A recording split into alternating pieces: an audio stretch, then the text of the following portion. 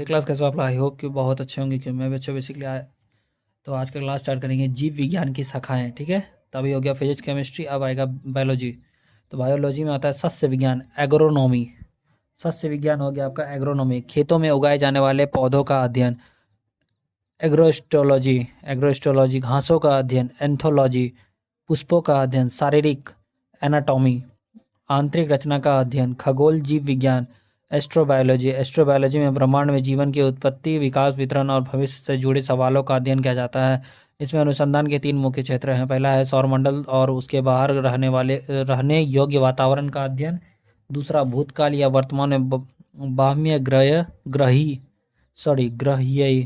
जीवन के ग्रहीय जैव चिन्हों की खोज। और तीसरा पृथ्वी पर जीवन की उत्पत्ति और प्रारंभिक विकास का अध्ययन। जीवाणु विज्ञान, बैक्टीरियोलॉजी जीवाणुओं का अध्ययन। ठीक है, अब आता है जैव भौतिकी, बायोफिजिक्स। जीव तंत्र के भौतिक पहलुओं का अध्ययन। जैव भूगोल, बायोजियोग्राफी। जैव भूगोल विभिन्न जीवधारियों और प्रजातियों के भू-स्थानिक वितरण, स्थानिक वितरण के कारण और वितरण के प्रतिरूपों तथा उनमें समय के सापेक्ष होने वाले बदलावों का अध्ययन करता है।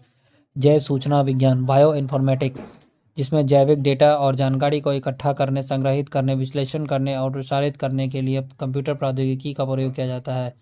जैव प्रौद्योगिकी, बायोटेक्नोलॉजी जीवों या उनके उत्पादों का औद्योगिक क्रियाओं में प्रयोग। कोशिका जैविकी, सेल बायोलॉजी कोशिकाओं की संरचना, कार्य, जनन तथा जीवन चक्र का अध्ययन।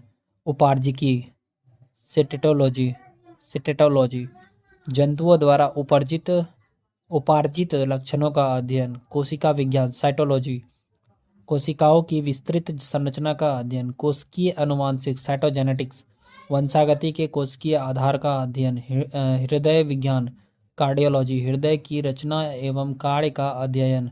पारिस्थितिकी, इकोलॉजी जीवधारी तथा उसके वातावरण के बीच पारस्परिक संबंधों का अध्ययन। अंतःस्रावी विज्ञान, इंडोक्राइनोलॉजी अंतःस्रावी ग्रंथियों तथा हार्मोन का अध्ययन। इथोलॉजी प्राणियों के व्यवहार का अध्ययन। एंटोमोलॉजी कीटों की जीवन चक्र का अध्ययन। सृजनात्मकी यूगेनिक्स मानव जाति की पीढ़ियों को प्रभावित करने वाले कारकों का अध्ययन। ठीक है, यहाँ तक देखने के लिए थैंक यू सो मच बाबा, टेक केयर, जय हिंद, मिलते हैं अब आगे।